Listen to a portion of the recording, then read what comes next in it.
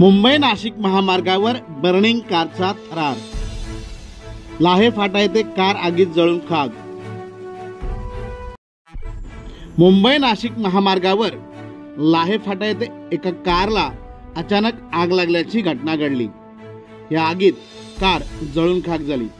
घटनेची माहिती मिळताच महामार्ग पोलीस, खर्डी पोलीस व आपत्ती व्यवस्थापन टीम सदस्य घटनास्थळी दाखल होऊन स्थानिक खासगी टँकरच्या मदतीने आग आटोक्यात आणली। सुदैवाने या आगीत कोणतीही हानी झाली नाही, मात्र आगीत कार संपूर्ण जळून खाक झाली। नाशिक लेनवर ही आग लागण्याची घटना घडली।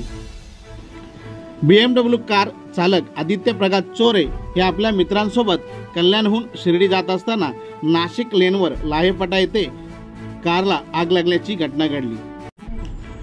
प्राथमिक माहितीनुसार इंजिनमध्ये शॉर्ट सर्किटमुळे आग लागल्याची घटना घडल्याची माहिती मिळत आहे।